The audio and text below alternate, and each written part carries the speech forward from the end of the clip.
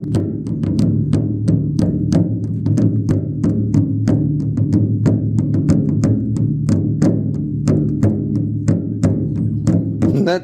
des peuples des racines, un podcast en partenariat avec Esprit Occitanie. Tout voyage commence bien avant le premier pas. Il naît souvent d'une envie forte, d'une question qui insiste, d'un appel que l'on ne sait pas toujours nommer.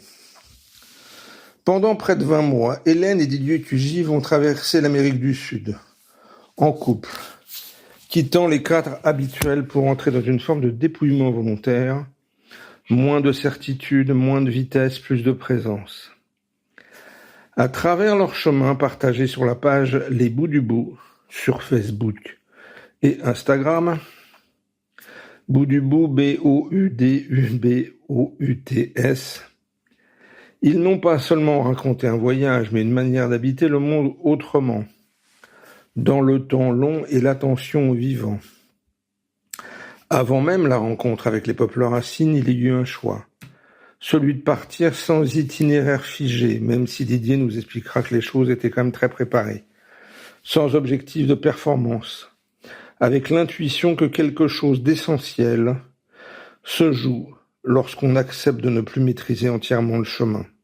Dans cet épisode de Native, nous avons souhaité revenir d'abord sur l'élan de ce départ, puis entrer au cœur de ce qui a constitué un des phares de leur voyage, la rencontre avec les peuples racines, porteurs de sagesse ancienne et toujours vivante. Un temps particulier sera consacré au peuple Arhuacos, de la Sierra Nevada de Santa Marta en Colombie, gardiens de l'équilibre du monde selon leur propre vision, et aux liens que nos deux voyageurs ont tissés avec Calixto Suarez, parrain de Native, et sa compagne Oniris, notre marraine. Hélène et Didier, merci de nous consacrer ce temps pour échanger sur vos deux voyages en Amérique du Sud, parce que ça a duré 20 mois, mais en deux étapes. En deux épisodes. Qu'est-ce qui vous a amené à faire ce voyage d'abord ? Ce voyage, c'est un projet de vie, quoi. Hein. C'est-à-dire, c'était l'idée de peut-être mettre un bémol sur notre vie que nous avions jusqu'à présent très intense du fait de nos activités professionnelles pour aller à la rencontre du monde, quoi. C'est un petit peu ambitieux, un petit peu prétentieux, mais nous avons placé aussi ce projet avec l'intention bien réelle d'aller à la rencontre des peuples racines en particulier. Alors, je dis en particulier parce qu'on a fait beaucoup d'autres choses. On a visité des sites historiques, des paysages magnifiques, on a vu des paysages magnifiques, et puis on a consacré beaucoup de temps à la rencontre de ces peuples autochtones, puisque nous en avons visité très précisément 10. Et quand je parle de visiter, je dis visiter, c'est-à-dire véritablement aller à la rencontre, c'est-à-dire avoir des échanges, passer plusieurs jours, essayer de comprendre. Voilà ce qui nous a un peu animés, mais peut-être Hélène... moi, bien sûr, c'est le même projet qu'on a formulé ensemble. C'était aussi l'envie de se dépasser aussi physiquement, parce qu'on a fait pas mal de treks, de randonnées, de prendre le temps, de donner une autre dimension au temps. Voilà, et de découvrir le monde, différentes cultures, de s'ouvrir vraiment. C'était vraiment ça l'idée, et de sortir complètement de notre zone habituelle de vie, quoi. Vous aviez dès le départ un itinéraire assez structuré, ou ça s'est fait au fur et à mesure, ça a bougé, les plannings fonctionnent un peu comme des accordéons, comment vous êtes organisé en fait ? Alors déjà, on s'était mis d'accord sur ce qui nous animait le plus, comme aller voir les peuples autochtones, faire des treks, aller voir des sites historiques. En fait, il y a beaucoup de choses qui nous intéressent. Et après, Didier, c'est lui le chef de toute cette mission, il a tout organisé. Et tout identifié déjà, ça t'a pris beaucoup de temps pour... Oui, alors en fait, le secret pour pouvoir réaliser un tour complet de l'Amérique du Sud, comme n'importe quel autre continent, c'est quand même d'être minimum organisé. Et donc ça a nécessité absolument de réaliser un plan de route, mais sur ce plan de route, nous sommes quand même accordé la possibilité, évidemment, de le changer en cours de chemin du fait de certains événements qui pourraient se passer, ou de volonté, ou de rencontres avec telle ou telle personne. Donc, au début, il est quand même écrit comme un scénario très précis, et puis on l'aménage au fur et à mesure du temps qui passe. Mais on n'est surtout pas parti le nez au vent sans savoir où nous allions. On avait un plan de route bien déterminé. D'accord. Qu'est-ce que ce voyage, j'imagine, vous a transformé, a peut-être transformé votre relation de couple, pourquoi pas, parce que 20 mois ensemble, H24. 24, H24, Alors il faut connaître. Alors qu'avant, on n'était pas tellement l'un sur l'autre, au contraire. Ah non, voilà, votre couple, votre vision du monde, peut-être votre rapport à vous-même aussi, parce que 20 jours dehors, quand même, hein, vous avez passé beaucoup de temps dans la nature, j'imagine. Hein. Ouais. Beaucoup plus de temps dans la nature qu'on en passe nous ici. Exclusivement, puisque nous circulons à bord de notre van qui fait 3 mètres carrés, donc on ne peut pas vivre dans 3 mètres carrés, et forcément, la magie de ce voyage en van, c'est d'ouvrir la porte, et là, c'est le contact direct avec la nature. Et notre jardin, c'était la nature, les grands espaces. Alors parfois on était dans des villes, donc là c'était un petit peu différent, mais nous avons beaucoup plus axé notre découverte autour de la nature et des grands espaces que des animaux villes. Aussi. Alors c'est vrai que ça, bien sûr que ça nous a bouleversé, ça nous a changé, la relation de couple, c'est évident, puisque comme le disait Hélène, bon, je ne veux pas dire qu'on ne se connaissait pas trop, mais enfin, comme des couples modernes, avec des activités professionnelles très intenses, on rentre tard le soir, on rentre à 20h, bon, le temps de faire le repas, d'échanger quelques mots, et puis le temps passe vite, bon, les week-ends aussi, c'est très rapide, bon, on a toujours voyagé avec Hélène, alors on a quand même cette expérience-là, mais 20 mois, H24, bon, c'est je crois que ça nous a renforcé quand même dans l'amour qui nous unit l'un l'autre. Bon, je ne dis pas qu'il n'y a jamais eu de petite anicroche de quelque façon que ce soit. Bon, il y a eu des points de vue des fois différents. Une approche aussi du risque différente. Oui. Et qui fait que des fois ça anime les discussions. Parce qu'on n'a pas la même perception ni du risque, ni ou des décisions à prendre, parce que des fois il y a des...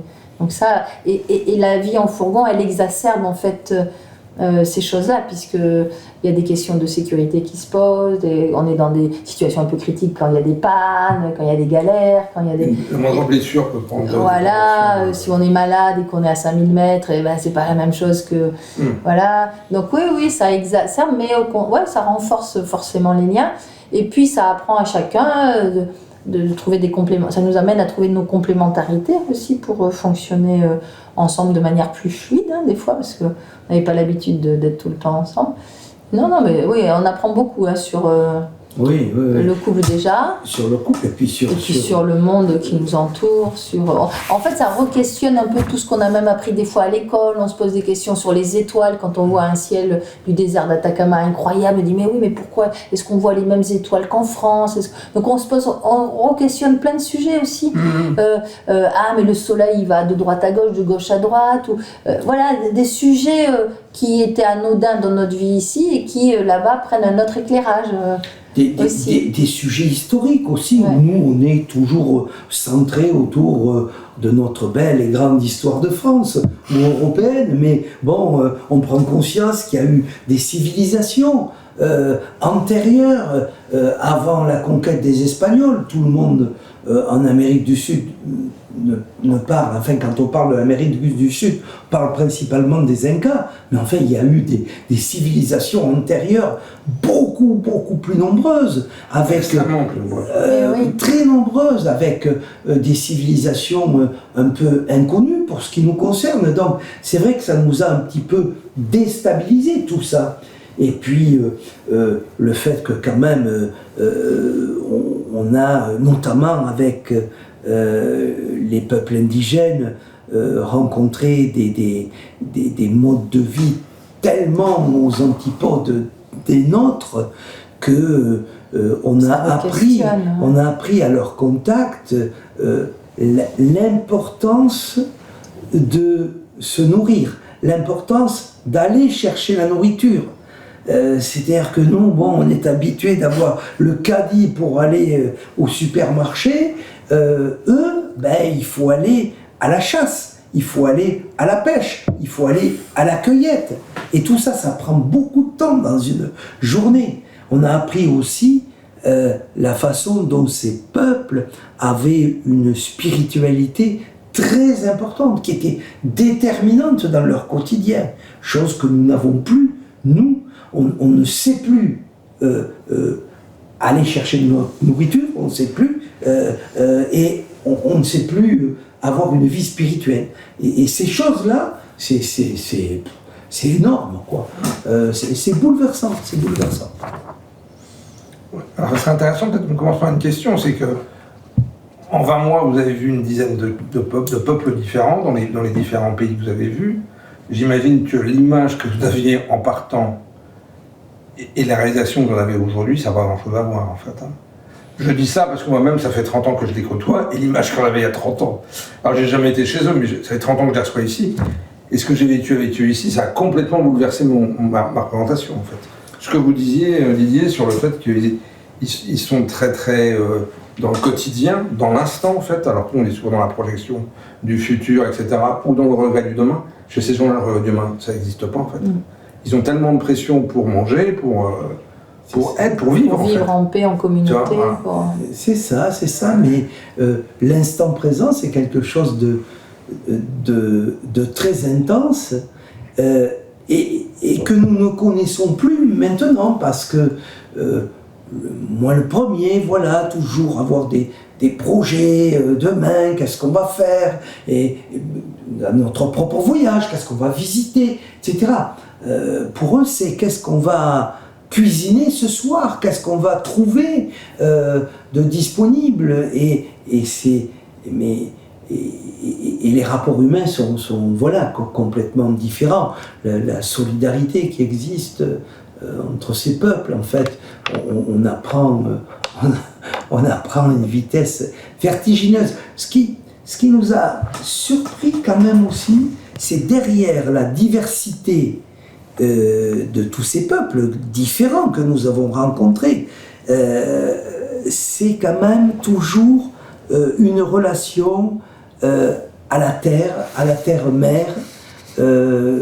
Fondamentale dans tous ces peuples. Voilà, fondamentale, et qui est un élément essentiel, quel que soit l'endroit où on se trouve. Attends, fais une pause. J'ai mon fils qui arrive. Gégé, faut pas que tu parles parce qu'on est en train d'enregistrer l'émission. Bonjour. Bonjour. Maman doit être là-haut, je pense. Hein? Maman est là-haut. Oh, je vais juste prendre une clé dans le cabanon. Tu veux prendre une quoi? La clé du cabanon, il faut aller prendre des tréteaux. Il est péliste, le jeune homme. C'est les Bon, grands j'ai pas arrêté celui-là, mais j'ai arrêté celui-là. Salut. Ah, ouais. Ok. Hop, on redémarre. Mais c'est sûr que normalement dans le studio c'est mieux. Hein. Merci pour ces précisions.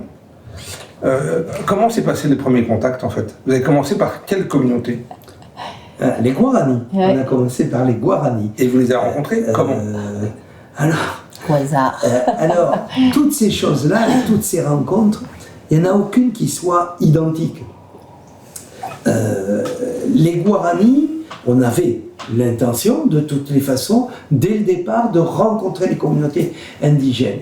Et donc, les Guarani, on a lu, on a beaucoup lu, on a regardé sur des cartes, on a questionné les gens dans les Internet, questionné dans les villages, et puis, au bout d'un moment, on identifie un lieu, une communauté Guarani. Alors on était très proche de l'une des missions des fameuses missions qui ont marqué l'histoire des Guaranis.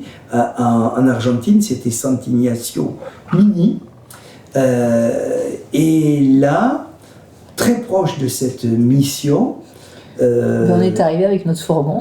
On est arrivé, mais alors... Très respectueusement, très humble. On ne rentre pas dans leur lieu à eux.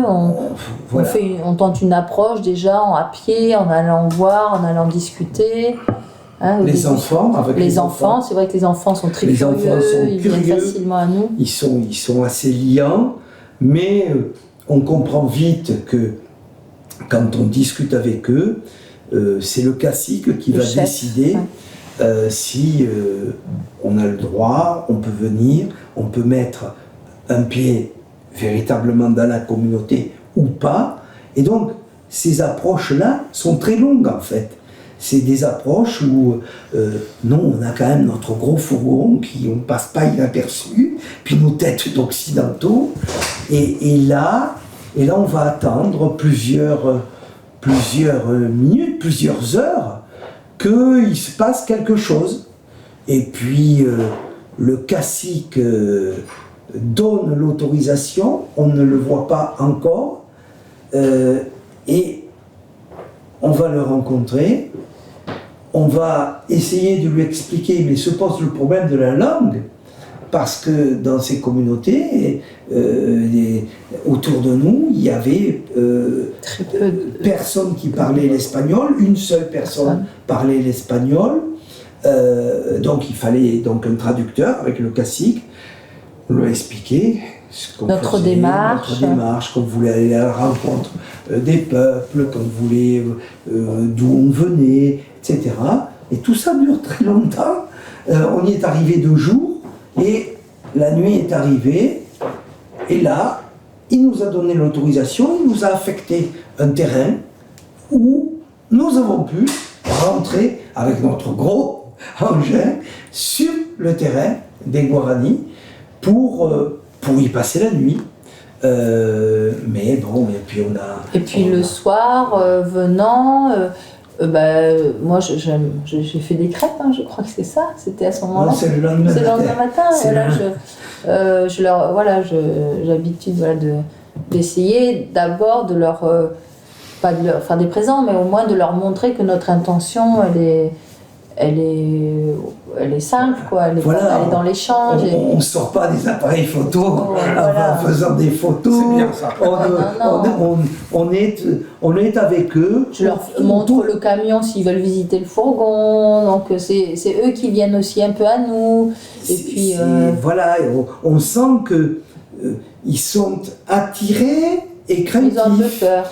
Et ils ont un peu peur. Ils sont un peu craintifs. Nous aussi. On a un peu peur, on est un peu craintif. Et on se met autour du feu, je me souviens, ce premier soir, là, il y a le feu, on voit ce qu'ils mangent, et puis on commence à parler, à échanger toute la nuit. Sur leur mode de vie, sur les maisons, enfin comment ils sont organisés, comment fonctionne la communauté, comment ils vivent, et puis petit à petit, le lien il se tisse naturellement. Quels sont leurs objectifs, et puis c'est vrai que le lendemain matin... Oui, je fais des petites crêpes, et je leur fais goûter nos crêpes, donc ils sont curieux, c'est rigolo parce que ils n'ont pas...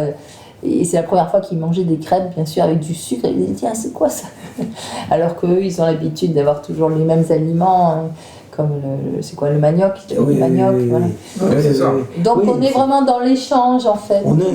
Alors on va pas leur servir du Coca-Cola, quoi. Hein, non. Mais nous, notre objectif, c'était les crêpes, parce qu'on a expliqué qu'on vivait dans un pays qui s'appelait la France, qui était en Europe, et qu'en France, on mangeait des crêpes, c'était une spécialité. Voilà. Des petites choses comme ça. On échange, et puis de fil en aiguille, et de petit à petit, puis on sent que on est autorisé d'aller stationner à cet endroit.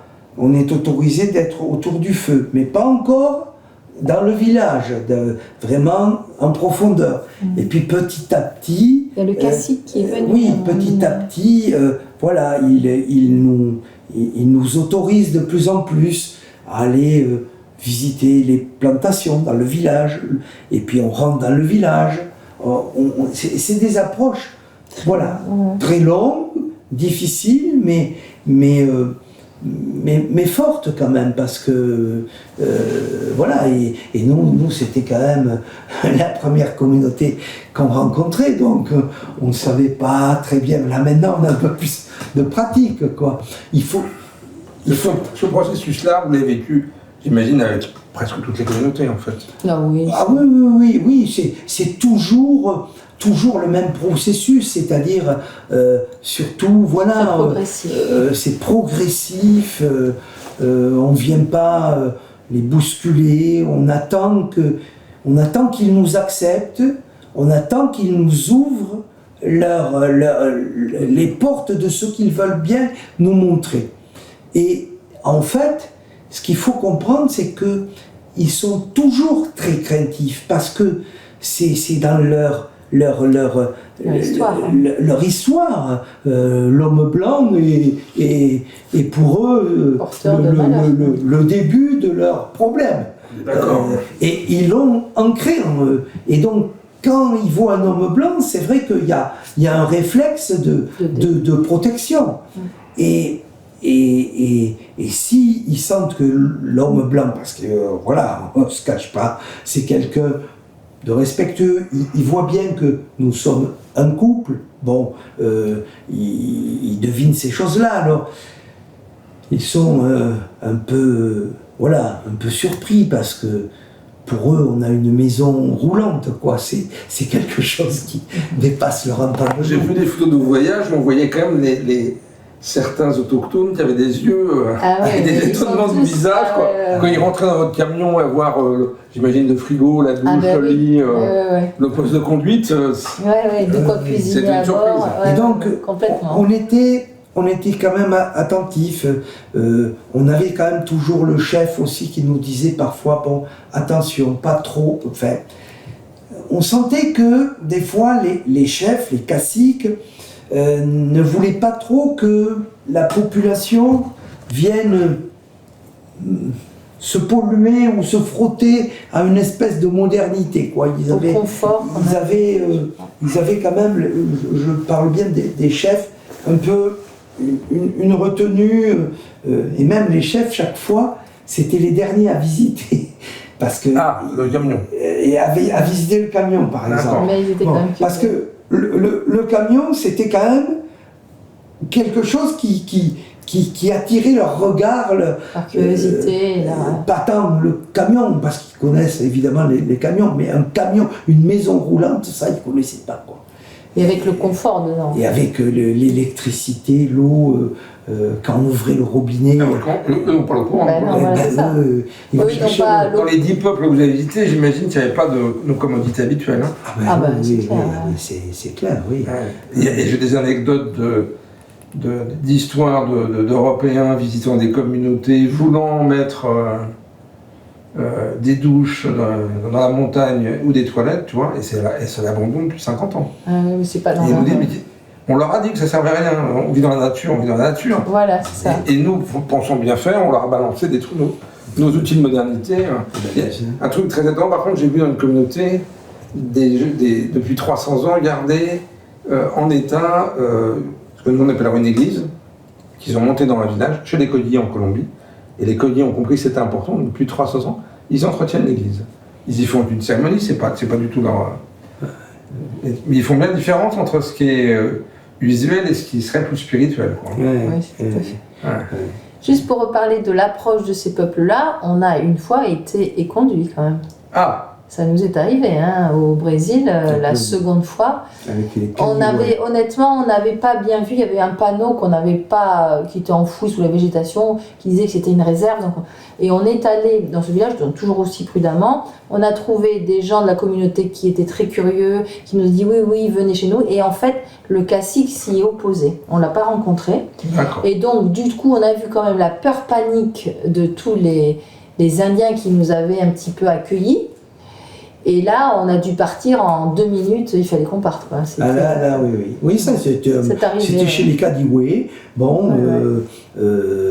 on n'avait pas non plus... Alors, tous les codes. On était au Brésil, donc au Brésil, il faut passer par la Funai, etc. Donc on n'avait pas compris. Voilà, Hélène on n'avait pas tous les codes. Hélène a précisé, on a été très très bien accueillis par la population. Les gens venaient, alors ce sont des gens qui font de très très belles poteries, des poteries avec des dessins géométriques magnifiques. Et donc on était subjugués par ces poteries très belles, etc. Avec des jeunes filles, des jeunes garçons qui venaient, avec des gens qui nous montraient leurs poteries. Et on n'avait pas fait nos civilités au cacique et on n'avait pas demandé l'autorisation, on ne l'avait pas demandé. On pensait qu'il l'avait eu, enfin voilà, on pensait que c'était tacite, mais en fait non, pas du tout.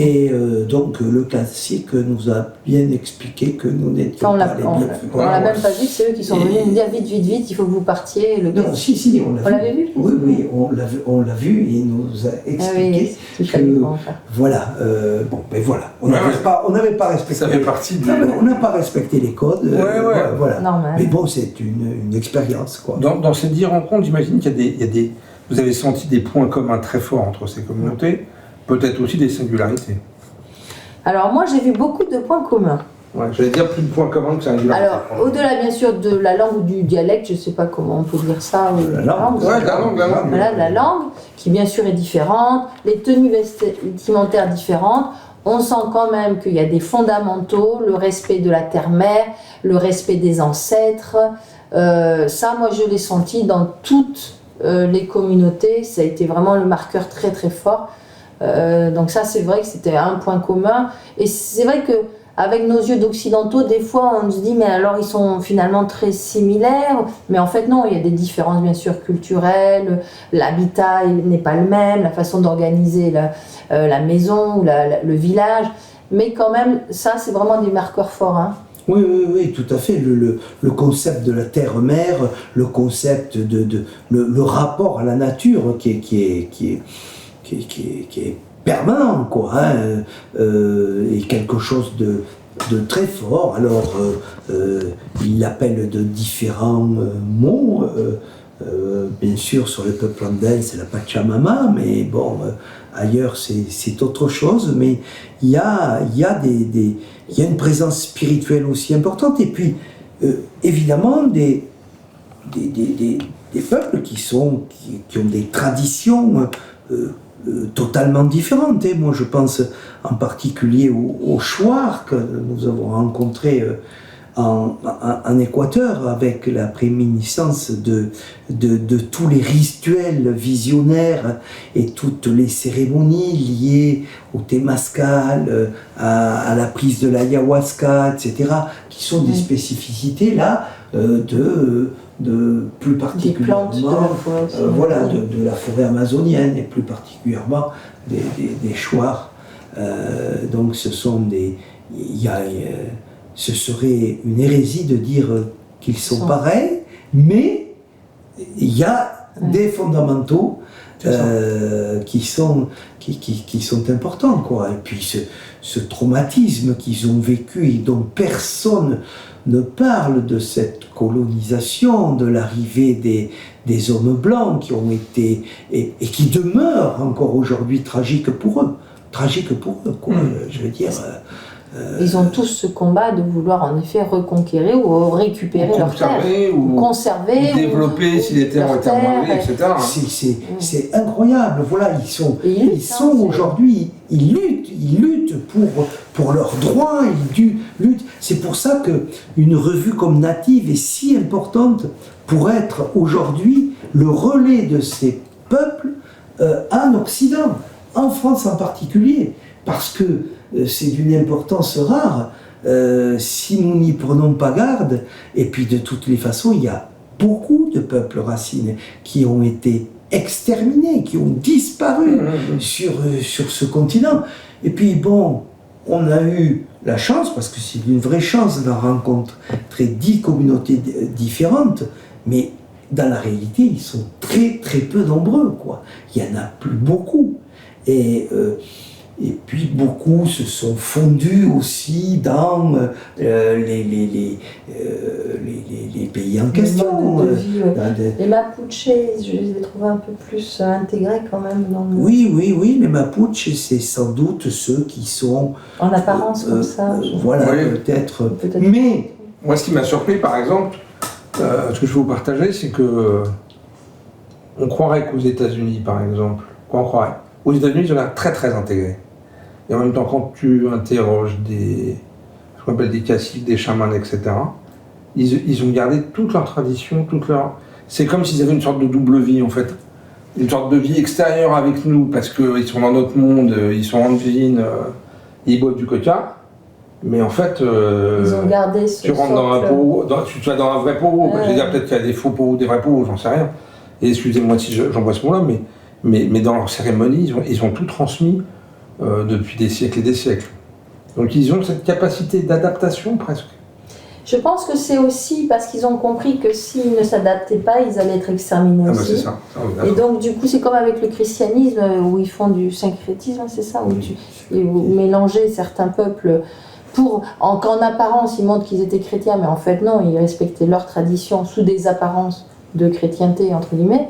Et donc je pense que c'est plutôt une capacité d'adaptation, de se fondre, mais ils luttent vraiment pour préserver. Et l'enjeu pour aujourd'hui, je pense, c'est vraiment que les jeunes générations gardent ces traditions, parce qu'elles sont beaucoup plus happées par le progrès, par le téléphone, par Internet, par tout ça, et donc ils sont par la globalisation, et donc du coup ils luttent pour préserver ce lien maintenant au sein des jeunes générations. Quand on les entend, en fait, ils ont plusieurs niveaux de lutte. Il y a le territoire, la culture à transmettre, et nous réveiller, nous, on va dire, sur la prise de conscience, ce qui se passe sur la partie biodiversité, climat. Quoi. Oui, parce que certains... eux vivant dans la nature, c'est ça qui est hallucinant, c'est qu'ils te disent, vous savez, 60 ans, vos experts dans le monde occidental tirent la sonnette d'alarme, mais nous, ils sont déjà depuis bien avant, en fait. Oui, c'est ça. Ils ont un rôle d'alerte, de vigie, de vigie qui est très important.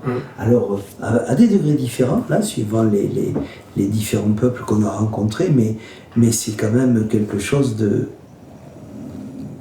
très impressionnant, de très riche, quand on rencontre ces personnes-là. Alors, heureusement d'ailleurs qu'on a toujours quelques facilités avec la langue, malgré le fait qu'ils ne parlent pas l'espagnol ou le portugais, mais on arrive, il y en a toujours un qui parle cette langue-là, et donc les échanges sont plus faciles. Parce qu'ils ont besoin quand même d'interagir avec les gens du pays, ne serait-ce que pour vendre leur production artisanale, pour avoir un échange de produits, de marchandises.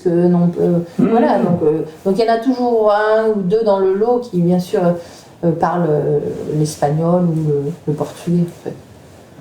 Est-ce que vous avez assisté dans chaque communauté ou chez certaines communautés à des cérémonies, des rituels? On va parler de Zaragoza tout à l'heure, je sais qu'ils vous ont accueillis sur des terres qui sont des terres où normalement les Européens, les Occidentaux ne rentrent pas.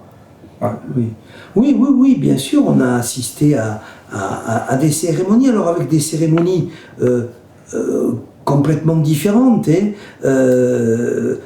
Par exemple, chez les Quechua, on a assisté à l'Inti Raymi, qui est... Alors, tout ça, on a eu beaucoup de chance, parce que l'Inti Raymi, c'est au mois de juin. C'est ça, il faut tomber dans le temps, la date, tu vas bien. Bon, alors, voilà, on a assisté à l'arrivée de l'Inca, c'était quand même quelque chose de très impressionnant. Sur une barque qui est venue, alors avec des rituels propres au peuple quechua, quoi. On a assisté aussi, alors j'en parlais tout à l'heure, avec les Aymara. Là, les Aymara, c'était pour... Alors là, c'était beaucoup plus contemporain, c'était pour la fête nationale de la Bolivie, mais il y avait une cérémonie très particulière liée à la tradition indigène. On a, j'en parlais tout à l'heure, participé à des cérémonies comme le Temazcal avec les Indiens Shuar, qui est cette cérémonie à laquelle participent les hommes comme les femmes, où on intègre une espèce de hutte très basse dans laquelle on va pénétrer en rampant et qui représente l'utérus de la mère et où on va avoir une cérémonie de purification absolument invraisemblable, très dure physiquement. On a supporté très difficilement cette Parce qu'il y a des pierres incandescentes qui sont positionnées au milieu de cette hutte et donc la chaleur est insupportable. Et la porte est fermée, il y a quoi la porte? Tout est fermé. La peau est fermée, il faut ramener des pierres chaudes. Exactement. C'est ce qu'ils font en Amérique du Nord, c'est pareil. Et on ramène des pierres chaudes. Il y a 4 au fur et à mesure. 4 fois, je crois, un truc comme ça. Oui, quelque chose d'invraisemblable. La température monte, on est nu juste avec un petit pagne sur les fesses. De toute façon, je pense que nos vêtements, on serait vite trempés. Oui. On cherche de l'air respirable. Il y a une vingtaine de personnes qui sont... Enfin, bon, les uns contre les autres. On était avec des autochtones, on était les seuls occidentaux. Et là, avec des chants chamaniques, les tambours, la température qui monte. Donc ça, c'est des cérémonies auxquelles on a participé, mais qui sont... moi, j'ai cru que j'allais finir rôti. Et j'ai cru que j'allais... Et Hélène, qui ne dit rien, elle s'est échappée. Je n'arrivais plus à respirer du tout. Ils vous ont quand même... Non, ça vous êtes sortir. En fait, à un moment donné, il y avait quelqu'un qui s'est senti pas bien du tout et qui est sorti. Et moi, je me suis engouffrée derrière elle. Vous êtes resté. Non, moi, je suis resté jusqu'à la fin, mais je me souviens très bien de ces moments où on est sur le sol, c'est de l'herbe, où j'étais obligé de manger de l'herbe pour avoir un minimum de fraîcheur, pour avoir l'impression d'avoir un peu d'eau, enfin quelque chose comme ça. C'était très très très intense. Ouais. Ça a duré au moins 2h30. 2h30, je pense. Ouais, c'est ça. Oui, le temps de rôtir. Donc ça c'est des... Et si vous en parlez, vous avez fait aussi une cérémonie particulière, plus personnelle. Oui, tout à fait, l'ayahuasca. Chez les Shuar, non? Oui, chez les Shuar. Oui, chez les Shuar. Ouais. Avec un chaman Shuar, où j'étais donc... Et la turque, vous dites, hein? C'est quoi, la oui. Qui avait pris de l'ayahuasca, pas Hélène, hein? Non, pas Hélène. Hélène était votre vigie. Et Hélène était en quelque sorte... était témoin. Et là, il faut savoir que les indigènes d'Amazonie, et en particulier les Shuar, pratiquent beaucoup ces cérémonies-là, qui sont des cérémonies de purification, qui sont des cérémonies de contact avec les ancêtres. Et bon, l'ayahuasca, c'est une espèce de breuvage absolument immonde, disons-le, c'est quand même pas... c'est assez incroyable, quoi, à boire. Et bon, c'est un produit hallucinogène, quoi, et qui vous met en relation avec vous-même, un petit peu, beaucoup. Et votre propre histoire. Et donc, j'ai vécu ça en face à face avec un chaman, c'était pas du tout quelque chose de... Vous étiez seul. On était seul, et d'abord, au préalable, il y avait eu une immersion dans la forêt, il fallait demander les esprits, il y a tout un rite. Ah oui, vous n'arrivez pas comme ça, d'accord. Il a fallu parler pendant des heures et des heures. Il y a de vraies intentions, de vrais échanges. Avant qu'il ne prenne... Une purification avant, etc. Absolument, une purification. Pendant 2 jours, je n'ai pas mangé, j'ai jeûné. Mais quand je me suis trouvé face au chaman, le chaman, malgré mon jeûne, m'a dit non, on ne fait pas de l'ayahuasca comme ça, on va pas. Vous n'êtes pas prêt. On va parler. Et on a parlé une après-midi. On a parlé. Et à la fin de l'après-midi, il a dit très bien. Alors ça sera ce soir. Et donc... Didier pensait qu'il fallait aller se coucher, raté. Je pensais aller au bal. Oui, c'était un peu... C'était incroyable comme expérience. Hélène le disait, il faut d'abord rentrer dans la forêt, avoir des purifications diverses et variées, prendre ce qu'ils appellent le tabac, qui est une espèce d'hallucinogène que l'on sniffe, voilà, avec les narines, quelque chose qui vous fait ressentir autour de vous tout prend des proportions importantes. On sent toutes les odeurs de la forêt, on entend tous les bruits, on est capable de les dissocier les uns des autres. C'est quelque chose d'incroyable. Et puis après, le rite donc de la purification, la cascade sacrée.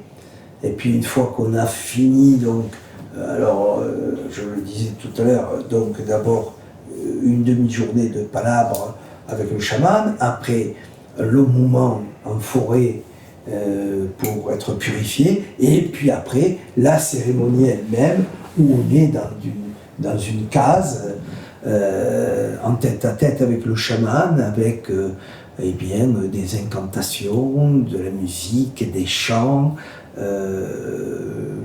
Toute la nuit, là. Toute la nuit, ça dure toute la nuit, et puis le chaman va attendre le moment qu'il jugera opportun pour vous demander de boire la plante. Je ne peux pas parler avec le chaman, il me l'a interdit, c'était dans les règles. Ah, lui vous parle, mais vous parlez pas. Non, il n'y a pas d'échange. Il n'y a pas d'échange. Il ne parle pas. Il joue de la musique, il chante, mais il n'y a pas d'échange. À partir du moment où on rentre dans la cérémonie, c'est terminé. Donc, c'est-à-dire que vous savez que vous ne pouvez pas lui dire qu'est-ce qui se passe, qu'est-ce que je fais. J'ai telle sensation, etc. Rien. Et Hélène était à côté, rien de tout ça. Rien, surtout pas en plus parler à Hélène.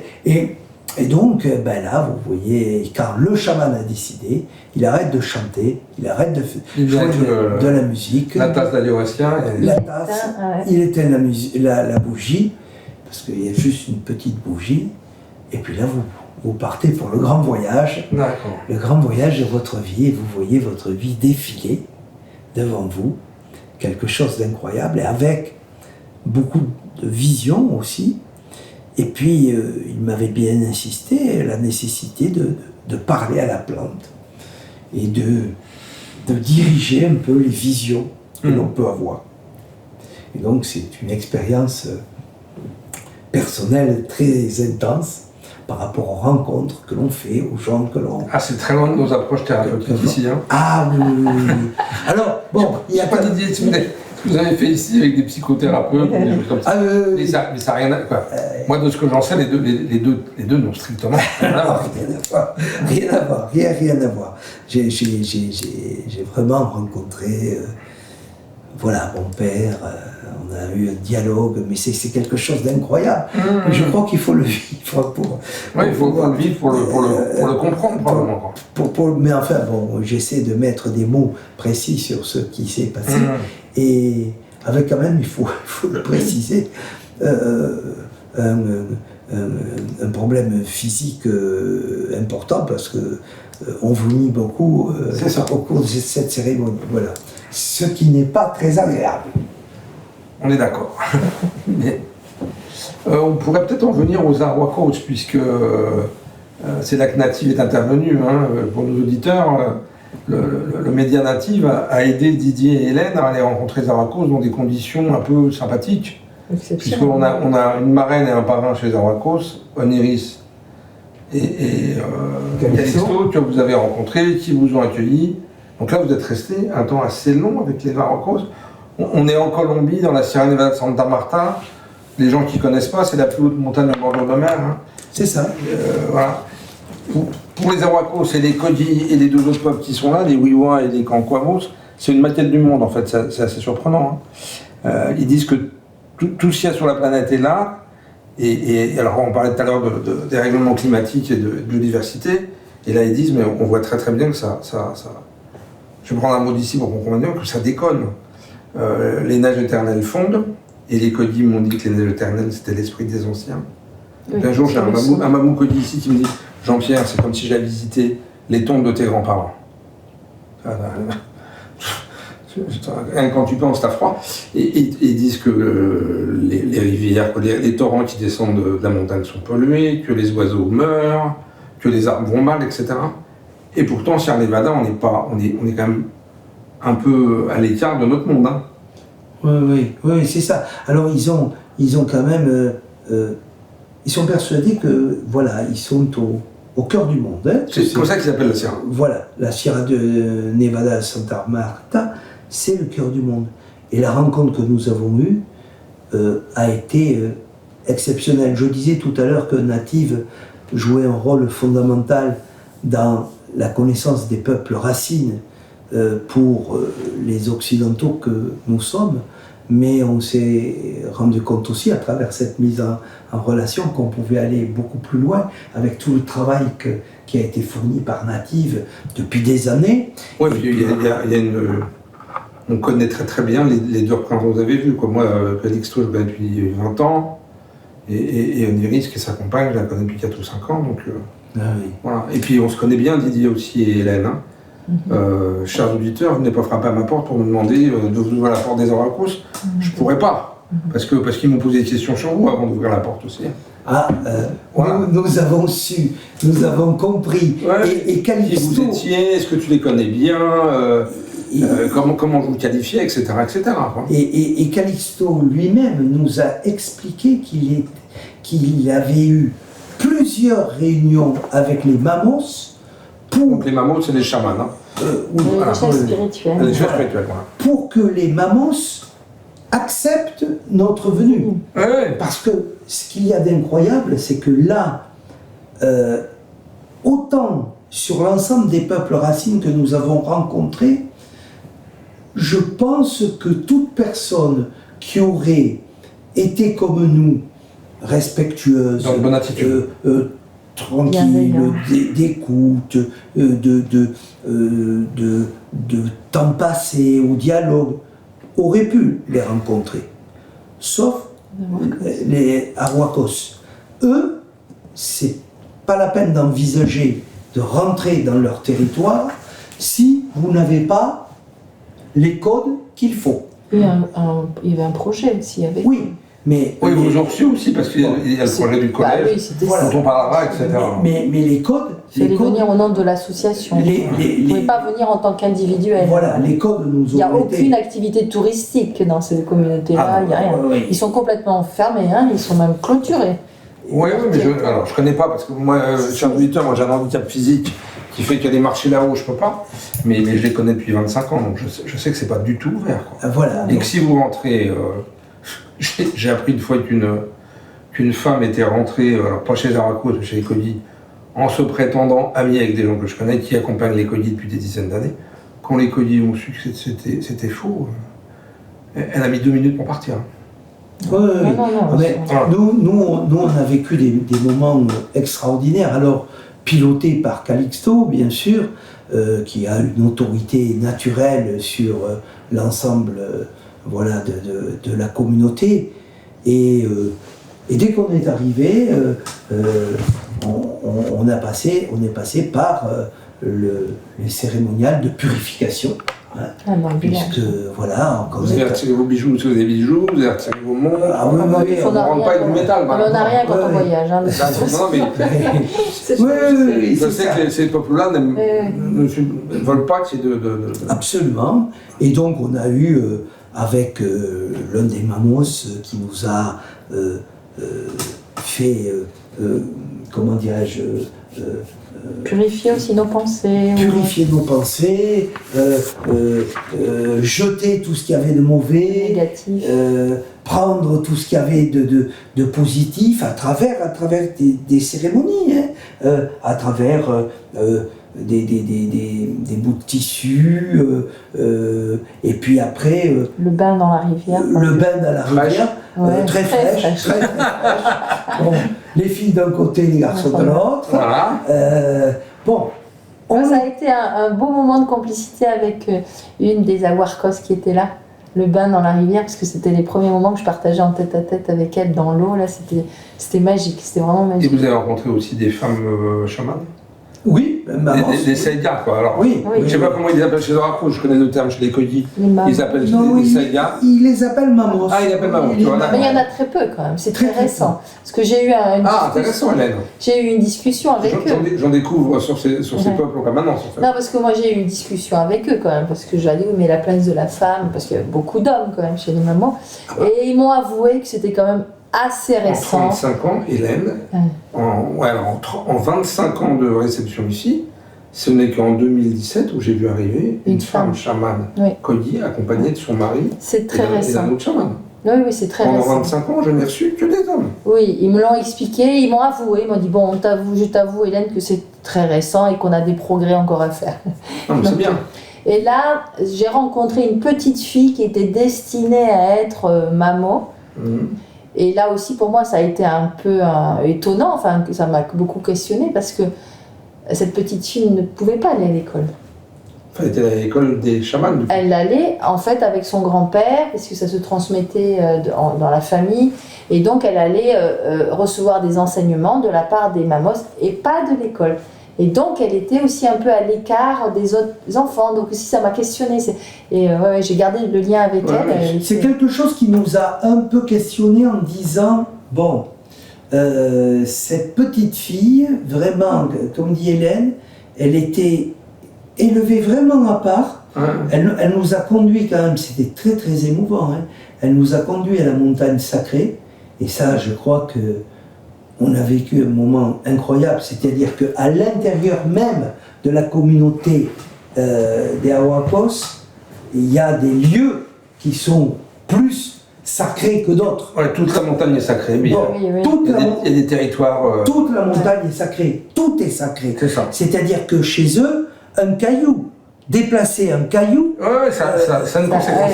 ça a une conséquence. Mais il y a un lieu qui est encore plus sacré que tous les autres.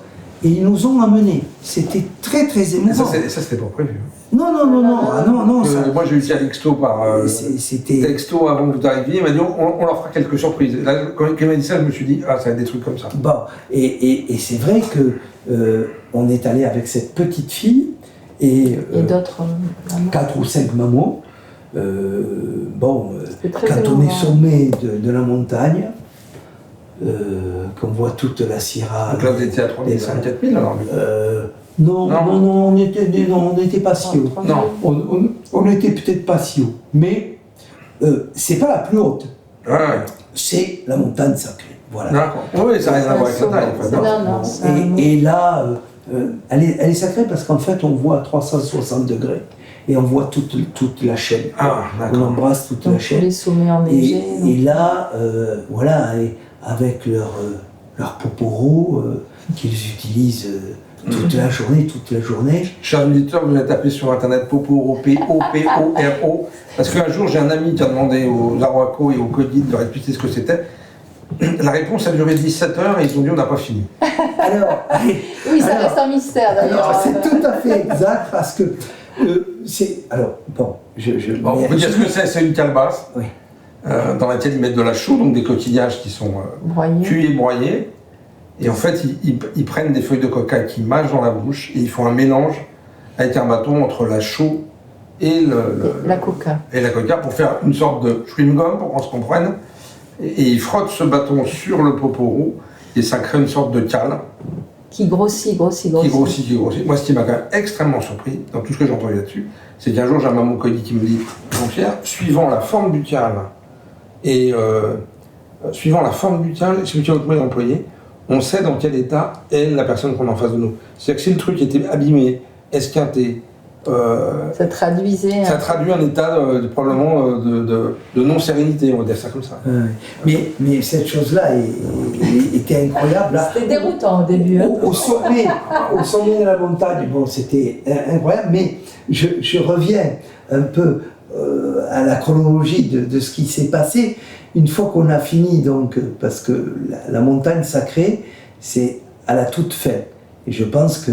À la toute fin de la semaine, des 5-6 jours qu'elle est passée. Voilà, et je pense qu'à ce moment-là, ils avaient jugé que nous avions, entre guillemets, L'âme, le droit et que nous avions l'âme pure Pour y aller. pour pouvoir y Et vous aller. dormiez dans le camion ou vous dormiez à l'extérieur du camion pendant ce temps? Non, non, on dormait dans le camion. Ah, quand même, d'accord. On dormait D'accord. dans le camion. Ah. Et on mangeait aussi quand même. Il y avait quand même... Il y avait des temps où vous étiez seul. Il y avait, Oui. voilà, il y Il y avait avait... une certaine, pas de distance parce qu'on était très bien accueillis, mais on sentait, c'est là peut-être que tu as senti le fait qu'ils ne voulaient pas trop que les Momas voient le confort qu'il y avait aussi dans le fourgon. À ce moment-là, Oui, on a oui, senti- oui. Quand ils viennent ici, alors moi j'ai vu des mamots qui n'étaient jamais descendus de la montagne, quand ils viennent ici. Mais C'est sidérant pour eux. Mais comment ils en reviennent en fait? C'est ça que moi des fois je Ouais. me dis quand ils voient le progrès, quand ils voient comment... Et je pense qu'ils ont un peu peur que les jeunes s'éloignent de la culture d'origine en voyant ce progrès-là. Et je pense que c'est... Parce qu'ils n'avaient pas de télé... Dans cette communauté, il n'y avait pas de téléphone à part Ils n'ont Calixto qui en avait. pas tous. Moi j'ai plein de colis dont j'ai pas les coordonnées. Ah non, ils n'ont pas de téléphone. ils n'ont pas de téléphone. Il n'y a qu'un chef... Il n'y a que Calixto Calixto, il a son téléphone et tout. Oui, Moi, c'est tout. je sais même pas si on est son âme, il prend chez Mais Calixto. Donc, quoi, voilà. je pense qu'il y avait une petite appréhension d'amener du progrès comme ça et du confort à la vue des jeunes et des enfants, etc., de peur qu'ils se détournent un peu de... voilà. Mais moi ce que je pense, c'est ce que m'ont dit il y a des années, c'est que c'est le progrès qui détruit la nature. Ah ben voilà, c'est ça. Et donc c'est extrêmement compliqué pour eux d'adhérer à un système qui est en train de, on pourrait dire, de tuer la terre-mère en fait. Ouais, c'est ça. Bien sûr. Ah. Ce qu'il faut expliquer, c'est qu'on a vu 10 communautés et les Arhuacos, c'est la communauté la plus authentique que nous ayons rencontrée. La plus Parce peut-être que- aussi parce que- fermée un peu. Parce que oui, la plus fermée. Pour dire les choses comme elles sont, il n'y en a pas un qui porte un jean ou Ah un non. t-shirt. J'ai jamais Ils j'ai sont jamais tous- vu une photo. Des fois, tu tous. vois des mecs qui ont des bottes, par exemple, ils sont souvent pieds nus. De temps en temps, il y en a qui ont des bottes, Ouais. etc. Mais c'est rare. Oui, Mais ils sont enfin, tous dans leur tenue. Ici, quand ils viennent ici, il fait froid, on est obligé de leur acheter des chaussures parce que. Mais sur ça, si c'est sec et tout, ils se baladent Non, avec pieds nus ça- tout le temps. Ah ouais. ouais. Ah Oui, non. c'est vrai qu'ici, ça doit être quelque chose quand même de les... Ah ouais. Mais une fois, on a eu l'erreur de les faire partir en novembre. Ah, mais le froid. Oh là. Ouais. Donc, ce qui est important, c'est de se dire qu'on a rencontré une communauté, mais il y a quasiment aucun signe de modernité dans ces communautés. Et quand on parle de téléphone portable, toutes les autres communautés, ils n'en ont pas tous, ont des téléphones portables, mais dans les Arhuacos, mis à part Non. Calixto, on n'a vu personne. Mais Hein? pour aller dans votre sens, dans le dernier Native, on a fait une interview de Philippe Descola dans le Lot. Donc Philippe est un des plus grands anthropologues français, c'est pas le plus grand, hein, c'est l'héritier de Claude Lévi-Strauss. Et je l'ai pas mis dans le Native parce que l'interview a duré 2 heures ou 2 heures et demie. Donc on a coupé quand même. Et je lui ai posé à un moment une question sur les colliers. Il m'a dit Jean-Pierre, les colliers sont des êtres. Alors les colliers et les Arhuacos, il a fait le lien entre les deux, sont des êtres exceptionnels. Il m'a presque dit il y a les communautés et il y a quelques communautés exceptionnelles, ceux-là en font partie. Mais Ça va dans votre sens. Oui, je partage tout à fait ça, c'est complètement... Et alors, quand on est arrivé, donc après la purification, on a été projeté dans une assemblée de mamos. Ah bah, on a vu des photos. Voilà. Vous Ah oui, ils trouvez étaient avec quoi, 150 des dizaines ou 150 personnes. Ils quoi. venaient de toute la montagne en fait et ils se regroupaient Ils là venaient, et là, pour débattre. C'est là qu'ils ont parlé du projet du collège. alors, ils ont parlé du projet du collège, mais ça, d'abord, mais Ça ça a durait duré des heures. Mais je dis des heures. Et le problème, c'est, ils ont le temps. Donc la notion de temps, C'est ça. bon, mais on avait un traducteur. Ah bah, obligatoire. Bon, mais il parle de concepts qui sont très difficilement entendables Dans notre langage. même quand Dans nos concepts à nous. même quand on parle l'espagnol, quand on parlait, Ouais. mais on n'arrivait pas très bien À comprendre l'objectif. à comprendre. Nous qui sommes, il faut le dire, on est occidental, on est rationnel. On est rationnel, on est plutôt matériel. On donc, est machin, comment on remplit un verre d'eau, comment... Et c'est vrai que la spiritualité perfusant dans la vie quotidienne chez eux très fortement, c'est compliqué à comprendre pour nous. Quoi. Ouais, C'est-à-dire que... Et alors, j'avais préparé un petit texte que que j'ai adressé à Native, C'est ça. Et dans lequel je parlais de Native et de ce fameux projet de... Faut qu'on dise ce que c'est, parce que ça fait 3 fois qu'on en parle. De collège, oui. Et j'ai eu un peu honte de parler avec des mots trop occidental. Je ne sais pas qu'est-ce que ça a pu donner à la traduction et ce qu'ils ont pu... Mais vous savez, Didier, moi j'ai vécu un jour, j'ai entendu, j'étais pas là, mais un jour en fait, un coach m'a dit, nous ce qui compte c'est l'intention que les gens ont. Et on entend par le timbre de la voix, par l'attitude physique, peut-être par une perception spirituelle de qui on est, mais ils disent grosso modo ce que vous racontez. Et c'est ça, en fait. Si on sent votre intention est C'est juste... tout à fait ça. Il a dit ça, je me rappelle très bien de Mamou, il m'a dit, si votre intention est juste, Jean-Pierre, on ira avec vous. Si on sent que l'intention n'est pas juste, eh ben, on vous dira pas non, mais on n'ira pas. Alors, ce projet de collège, on peut en dire un mot, c'est quand même quelque chose de très important pour eux. Alors, il y a une école. Ils m'ont dit l'autre fois, un Mamou était assis à une conférence WhatsApp, je sais pas quoi. On s'est fait une conférence avec Calixto et des gens qui vont chercher des fonds pour lui. Il y a un Mamou qui était là, le Mamou a dit ça fait 40 ans qu'on y réfléchit à ce projet. Ben oui. Dans l'énergie, en fait. C'est un truc qui porte depuis des décennies, en fait. Allez-y, Didier. Exactement. C'est un projet qui est très ancien. Et il y a une école dans la communauté parce qu'il y a des jeunes enfants qui sont école primaire, comme l'équivalent d'une école primaire. Ils sont scolarisés, ils reçoivent une éducation en espagnol pour partie, maintenant, mais pour partie seulement, et ils reçoivent une éducation quand même qui est une éducation arhuacos. C'est-à-dire qu'ils ont des matières liées à la spiritualité de la communauté, etc. La culture est très présente. La seule entorse qu'ils font, c'est qu'il y a quelques cours d'espagnol. Voilà. Mais une fois que les enfants ont terminé le cycle de l'école primaire, ils s'en vont à la grande ville. Valledupar. Voilà, absolument, Valledupar. Et à cette ville, ils sont noyés à l'intérieur d'une éducation colombienne, complètement occidentalisée, où la culture arhuacos n'a absolument pas le droit de citer. Les enfants sont livrés à une culture qui n'est plus la leur et ils sont complètement déphasés. Et les arhuacos luttent pour avoir en fait un collège juste après l'équivalent de l'école primaire pour pouvoir avoir un enseignement pour poursuivre l'enseignement arhuacos avec les traditions, la culture, la langue, etc., etc. Et le projet... Et une ouverture quand même à la culture européenne, occidentale aussi. Oui. Ils présentent ça comme étant un collège mixte. Oui, mais... Pas homme-femme, mixte...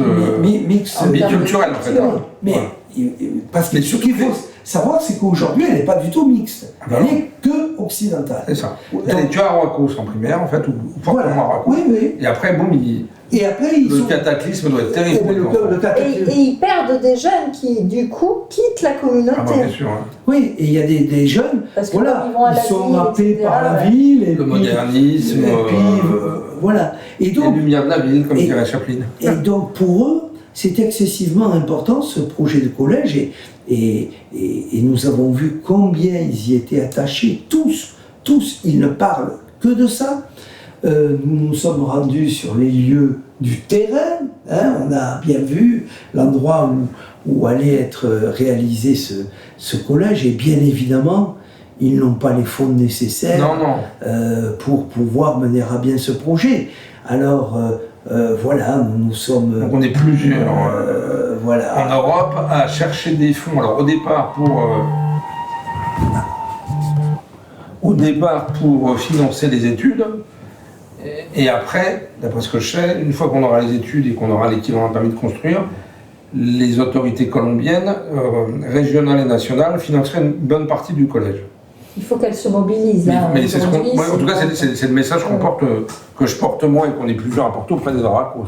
Oui, c'est ça. C'est-à-dire que ici, en Occident, on aide à faire qu'il y ait un projet de collège avec un dossier précis, avec des architectes. Il est en train de se construire. Etc. Et puis après, il va falloir quand même, parce que c'est quand même des sommes c'est plusieurs millions d'euros. Voilà, le gouvernement pourra prendre le relais. Mais je crois que c'est très très important que les auditeurs qui nous écoutent aujourd'hui puissent apporter leur goutte d'eau à cette communauté. Oui, c'est important aussi d'avoir des liens et que les gens ici en Occident, en France, sachent que c'est pas un projet hors sol, inconnu, de quelque manière que ce soit. Il s'agit bien d'un projet qui a été validé par à la fois native, à la fois des gens comme nous qui avons vu de nos yeux vus la communauté qui existe, le projet qui existe. Et c'est eux qui portent ce projet. Enfin, je veux dire, c'est eux. C'est un projet Arhuaco, on est pas d'accord. C'est pas un projet initié par des Arhuacos, c'est porté par des Colombiens hispanisants, pas du tout. Ni par des Européens qui pousseraient. Non, c'est vraiment leur projet comme ils le souhaitent. Et voilà, et donc c'est important parce que parfois les gens se disent oui, mais c'est encore un projet, on ne sait pas très bien si ça existe, si c'est pas, si de toute façon, cette communauté-là, elle existe, elle est là. Nous avons Calixto. C'est le projet de Calixto. Voilà. Il va être maître d'œuvre de ce projet pendant les 10 ou 15 ans qui viennent. Oui. Donc. Et je crois que c'est une bonne posture, et c'est compliqué comme posture, c'est que souvent on rencontre des peuples racines, on voit des difficultés, et on se dit tiens, nous on a une solution, alors on leur pousse la solution. Et en fait on s'aperçoit qu'ils ne s'en veulent pas de notre solution. Il faut être en capacité d'écoute, d'interaction et d'écoute pour savoir ce dont ils ont envie et besoin, et après on répond ou pas à ce besoin. Les Colliers par exemple avaient des préoccupations il y a 30 ans de préservation du territoire. Et donc, il y a des ONG, dont une française, qui leur a racheté des territoires. Oui. Non, c'est bon, ça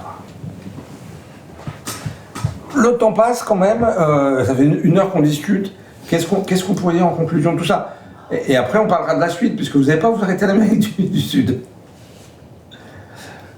En conclusion de... Conclusion relative, bien sûr, dit Hélène. On ne conclut pas. Nous, on a l'impression de débuter quelque chose. On a l'impression aussi qu'on repart avec aussi beaucoup de questionnements. En fait, c'est ça qui est amusant, c'est que on apprend beaucoup de choses, mais finalement, après, on se pose encore d'autres questions. Ça nous fait vraiment réfléchir sur notre rapport à nous, du coup, à la terre, à la consommation. Ça fait bouger les lignes, c'est sûr. Alors, aux autres humains ici, parce qu'on parle de la famille, mais ils vivent dans des familles qui sont une cellule familiale. Mais la communauté a une place incroyable chez ces peuples. Bien sûr, parce que chez nous, on l'a peu ou pas. On l'a perdu un peu. On l'avait très très probablement jusqu'à il y a 150 ans. Oui, c'est ça. Oui, non, la communauté, c'est quelque chose de très prégnant. C'est pour ça qu'ils arrivent à vivre. Moi, ce qui me sidère, en fait, ça fait 30 ans que je les côtoie. Et au départ, on me disait qu'est-ce qui t'étonne chez eux. Alors au départ, ce qui m'étonnait chez eux, vous avez parlé, Didier, c'est ce contact avec l'invisible, ces cérémonies, etc. Mais 30 ans après, ça me donne toujours ça. Mais ce que je me dis, c'est quand je les vois, ils vivent quand même dans une relative paix et dans une joie, alors qu'ils n'ont rien. Une simplicité. Et j'ai des amis autochtones qui vivent vraiment très très très démunis, au même titre qu'il y a un clochard ici, et pourtant il y a une joie chez eux qui est incroyable. Ils mélangent pas le matériel et la vie en fait. Et ils ont une générosité aussi incroyable, c'est-à-dire qu'on va partager un repas sans aucune difficulté, on partage, Ils nous ont couverts de cadeaux, on peut le dire. Ils nous offrent des cadeaux, les Arhuacos. Ils m'ont offert un hamac pour pouvoir naviguer sur l'Amazone. C'est-à-dire qu'il y a d'une générosité absolument incroyable. Nous, on a appris la solidarité, la générosité, le rapport à la nature, mais aussi, Hélène a raison de le préciser, plein d'interrogations aussi, c'est-à-dire que on est arrivé avec beaucoup d'interrogations, mais on repart aussi avec d'autres interrogations. On a trouvé quelques réponses, mais on n'a pas trouvé... Ça nous a ouvert d'autres questions. Mais voilà. Et c'est sûr qu'on disait tout à l'heure, on avait fait le lien avec le cosmos, en disant, mais quand on regardait un ciel étoilé, là on était quand même perplexe, quoi. On disait, alors, c'est donc pas le même ciel, mais nous sommes dans le même univers. Mais qu'est-ce qui se passe? Mais comment la Terre tourne? Et dans quel sens? Et etc. C'est comme... on a eu la chance et le bonheur d'aller sur l'île de Pâques, et donc sur l'île de Pâques aussi les théories des moailles. Alors on est arrivé avec quelques certitudes, on est parti avec 1001 questions, sans savoir très bien comprendre comment ça se passait. Mais c'est bien, parce que ce serait très triste d'avoir les réponses à tout. Puis on remettrait ça vite dans nos codes, dans notre façon de voir les choses, etc. Donc voilà. Il faut laisser les portes ouvertes et les questions ouvertes, en fait. Et donc, tant qu'il y aura des peuples racines, tant qu'il y aura des gens comme toutes ces communautés qu'on a rencontrées, elles nous arrimeront au réel, à la vraie vie, à la, je le disais, générosité, solidarité, et au lien avec la spiritualité entre la nature et l'humanité. Hélène, Didier, un petit mot de conclusion ou... Je me dis, non. Nous, c'est le voyage, c'est un livre ouvert, on va encore ouvrir d'autres pages. Parce que vous partez dans quelques semaines en Afrique, en fait. Voilà, on va poursuivre notre connaissance du monde, enfin c'est bien prétentieux de le dire ainsi, mais c'est ça l'idée, c'est un véritable tour du monde. Nous venons de terminer en 20 mois, on a mis le temps, le tour de l'Amérique du Sud. Nous allons repartir à la fin du mois de janvier, récupérer Ulysse, récupérer notre véhicule, et puis on va l'embarquer à destination de Durban, en Afrique du Sud, où là nous allons faire une boucle d'Afrique, mais peut-être pas complète, parce que malheureusement sur ce continent il y a des pays qui sont en conflit, il y a des guerres et des situations très dangereuses. Alors on va être prudent, on va peut-être pas faire le tour intégral de l'Afrique, mais une grande partie de l'Afrique, où nous aurons à cœur, toujours pareil, d'aller à la rencontre de ces peuples autochtones, parce que c'est en fait ce qui fait l'ADN de notre parcours. Et donc, nous avons les San, nous avons les Bushman qui les Imba, les Maasai, pour ne citer que les quelques peuples connus. Mais on va aussi voir des animaux, parce que moi, la nature ne s'entend pas sans la faune. Oui, bien sûr. Merci à vous deux, et on se retrouve dans une dizaine de mois, une vingtaine de mois pour la suite de l'aventure. Dans un an, ouais. Voilà. Absolument. Merci. Merci Jean-Pierre. Merci à vous deux. Merci encore à Hélène et Didier Cugive, les bouts du bout, qui nous ont partagé leur expérience et leur contact et leur vie avec ces peuples racines, ces 10 peuples racines qu'ils ont rencontrés en Amérique du Sud.